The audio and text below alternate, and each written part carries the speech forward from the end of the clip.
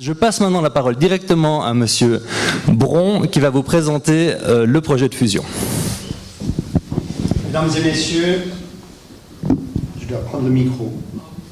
C'est mieux. Mesdames et messieurs,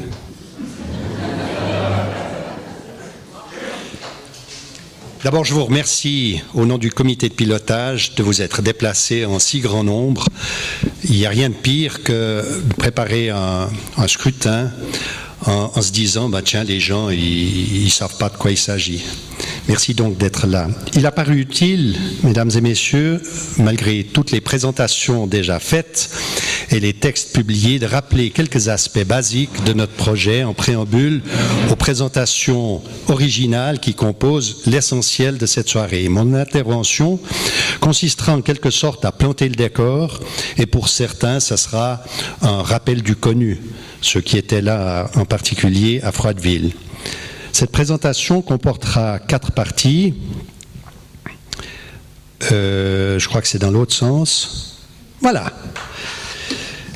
4 parties que vous avez à l'écran ici. Le cadre général, un bref historique, le projet, le pourquoi du projet et la suite du processus. Alors, le cadre d'abord. Une fusion de communes se réalise dans un cadre légal. Il y a une loi sur les fusions qui existe. Cette loi qui fixe ce que doit contenir la convention et puis les règles qui sont à respecter. Le deuxième point que je veux soulever, c'est la fusion. La fusion qui a un cœur, et ce cœur, c'est la convention. D'abord, non, pardon. J'ai 2 choses à faire en même temps, je n'aime pas ça, alors je vais faire comme ça. Excusez-moi. La volonté, disons que l'État ne fait aucune pression. Je voulais préciser ça parce qu'il y a des gens qui pensent que c'est à cause de l'État qu'on va fusionner. Et en fait, pas du tout. Les communes sont libres de décider, c'est leur propre volonté. Et le troisième point, si je fais ça, peut-être que je vais y arriver. Voilà.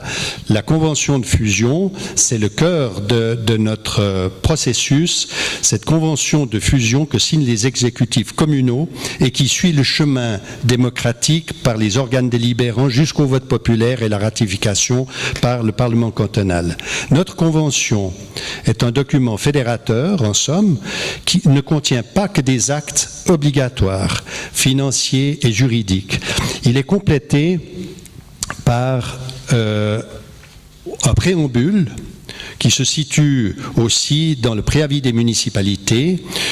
C'est une déclaration politique. Cette déclaration politique indique clairement l'esprit dans lequel cette fusion est prévue. C'est-à-dire un esprit de solidarité, de renforcement mutuel, de confiance réciproque et respect des identités villageoises. Et ça fait partie vraiment de la convention et de la décision des municipalités. Je passe à l'histoire. Il est toujours bon de rappeler la genèse d'une réalisation. Celle-ci débute il y a 5 ans. Portée par leur récente expérience de la construction d'un collège de la Combe et la création d'une association scolaire intercommunale, les syndics des communes de Bretigny, Cugy, Froideville et Morand ont entamé en décembre 2009 ce qu'on a appelé une prudente marche d'approche sur l'opportunité de porter la question de la fusion à l'ordre du jour. Au fond, pour commencer, on a commencé à marcher sur les œufs. Dès le mois de mars 2010, leur collègue de Botton a demandé de se joindre aux discussions.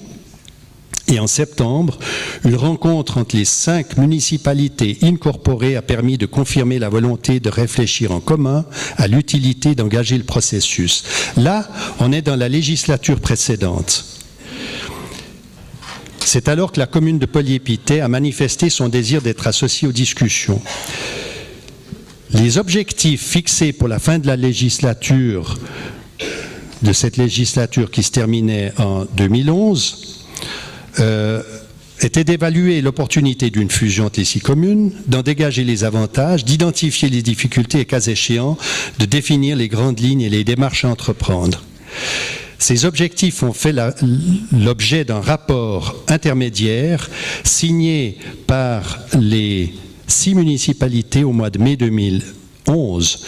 Ce rapport concluait à la faisabilité, c'était un oui à l'étude. En lançant cette phase prospective, malgré la proximité du renouvellement des autorités, les municipalités souhaitaient éviter à celles qui seraient aux affaires au 1er juillet de la même année, 2011, l'inévitable temps d'adaptation qui caractérise chaque début de période législative.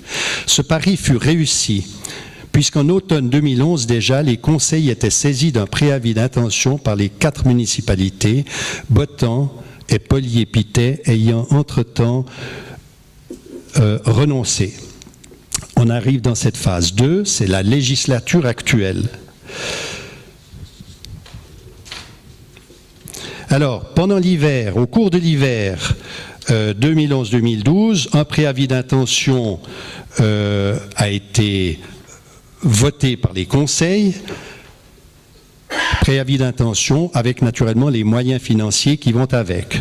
Ensuite, en octobre 2013, on a pu présenter les résultats techniques.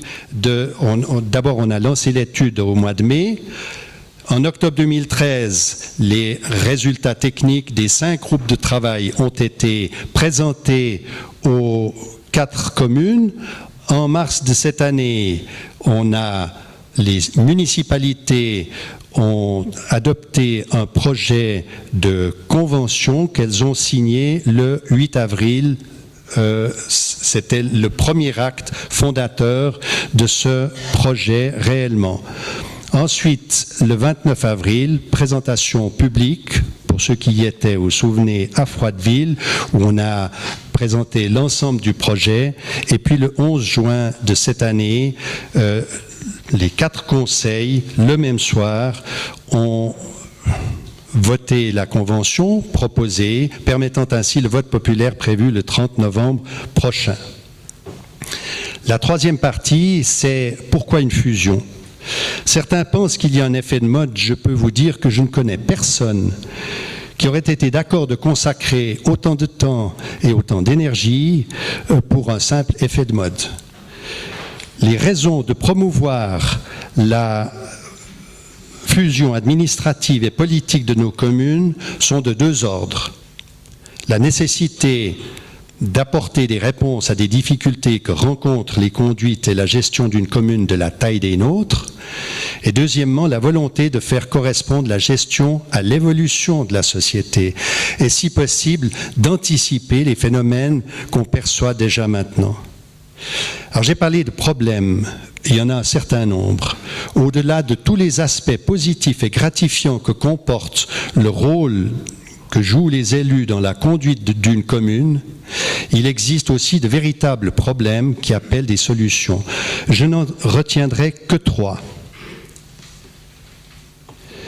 Le premier, c'est la difficulté de trouver des personnes compétentes, suffisamment disponibles pour s'engager dans les autorités. Il n'est quasiment pas de semaine sans que les journaux n'annoncent une démission d'un ou d'une municipale à cause de surcharge ou d'incompatibilité avec la vie professionnelle notamment. Dans la plupart de nos communes, les conseils sont repourvus avec peine.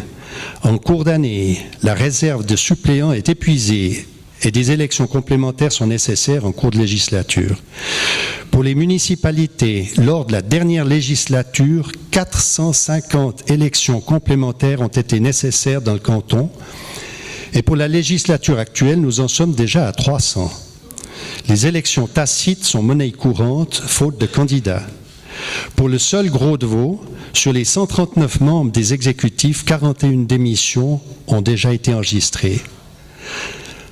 En 10 ans de syndicature, j'ai pour ma part collaboré avec 13 municipaux différents. Et nous sommes 5 en municipalité.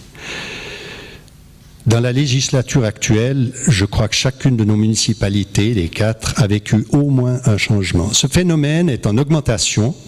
Et si un tournus au sein des autorités est bénéfique en soi, il a pris une ampleur et une rapidité qui s'apparentent à un carrousel néfaste pour la conduite des affaires. Le passage à la dimension supérieure, environ 7000 habitants, ouvre indiscutablement la voie, pour le moins, à une semi-professionnalisation de la fonction, augmente le choix pour les électeurs et est de nature à pérenniser davantage les engagements. Le deuxième problème que je soulève, c'est la difficulté de suivre l'évolution de la société dans tous les domaines. Pour répondre aux attentes légitimes de la population par des décisions et des actions, il faut que celles-ci soient non seulement rapides, mais aussi fondées techniquement, juridiquement, socialement. Or, une petite commune ne peut se doter du personnel spécialisé que requiert le traitement des affaires. Je pense notamment à l'évolution de l'informatique, au juridisme galopant de notre société, à l'importance du développement urbanistique de notre canton. Dans les petites communes comme les nôtres, ce sont les municipaux qui doivent agir avec une serviette dans une main et une boîte à outils dans l'autre. Et encore, faut-il que la municipalité idéale soit formée d'un juriste de haut vol, d'un entrepreneur en génie civil, d'un architecte urbaniste, d'un informaticien habile, d'un géomètre reconnu, le tout dans un subtil équilibre entre les sexes et les âges, chacun et chacune devant être doté d'un conjoint compréhensif. Mais revenons à un peu plus de réalisme. Une commune de 7000 habitants est mieux à même qu'une petite commune de maîtriser ses problèmes en regroupant les forces, en spécialisant une partie de ses collaborateurs, ce qui a pour effet de libérer les élus d'une partie des tâches opérationnelles et de leur permettre de se consacrer avant tout aux aspects stratégiques et politiques de leur mission. La difficulté de faire valoir les besoins d'une petite commune auprès des instances régionales et cantonales, je pense surtout au district et au Nord-Lausannois, est le troisième problème que je soulève. Le district du Gros-de-Vaud a été remodelé en 2008. En plus de son chef-lieu, Échalon, qui votera également le 30 novembre sur un projet de fusion qui réunirait près de 8000 habitants, il comprend 4 régions bien distinctes. Le plateau du Jorat à l'est, avec les communes fusionnées de Montillier et Montaner, le nord avec le projet de fusion de Sautru qui regrouperait 8 communes, et l'ouest avec les communes du bassin de la Venoge. Dans ce contexte, nos 4 communes qui représentent la partie sud du district, en ordre dispersé, risquent de voir leur influence diminuer, alors qu'elles ont des spécificités qu'il s'agit de défendre. Il en va de même dans notre position au sein de la couronne lausannoise, à laquelle nous appartenons aussi. Romanel, Cheseaux, Le Mont, nos voisins proches ou directs, vont tous grandir par le biais d'une densification importante. Romanel sera bientôt à 5800, Cheseaux 6000, Le Mont 12 000. Vernon, qui a 500 habitants, est promis à un avenir de 9000.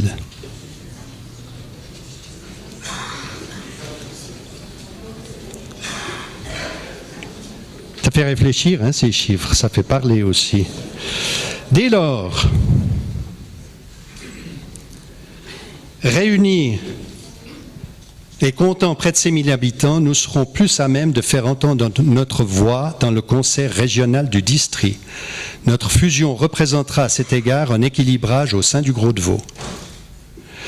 Nos 4 communes, en s'unissant, évolueront dans la même cour que leurs voisins, avec le même poids, mais sans avoir à densifier le territoire, simplement par la réunion de nos populations et en conservant ce qui fait la qualité de vie de chacune des 4 localités, en particulier leur relation privilégiée avec la nature.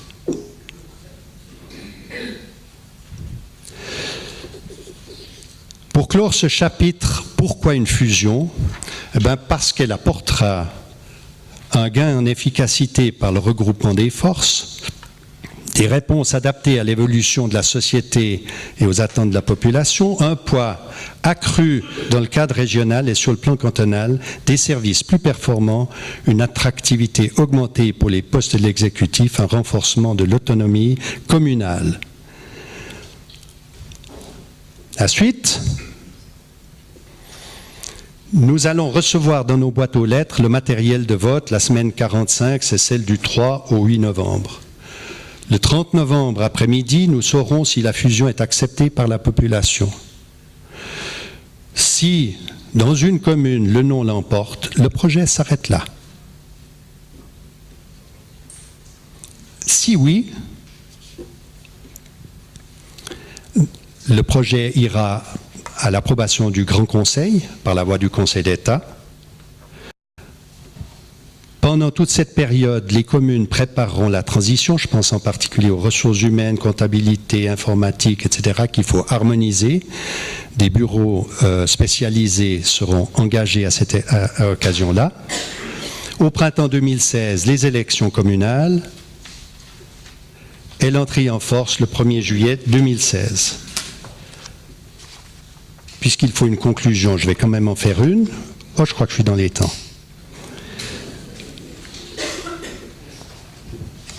Le moment est opportun pour rassembler nos forces. Il tombe à pic.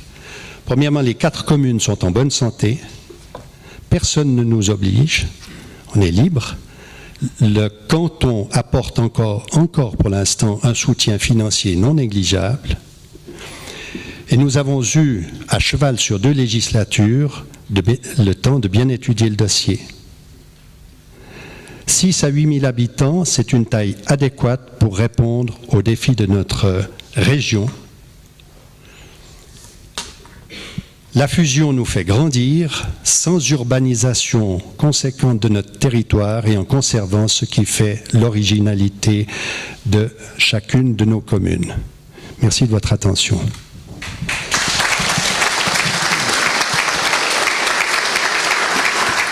Monsieur Bron, vous avez expliqué les raisons pour lesquelles il vaudrait mieux fusionner. Et si d'aventure vous vous trompiez, est-ce qu'on peut revenir en arrière ?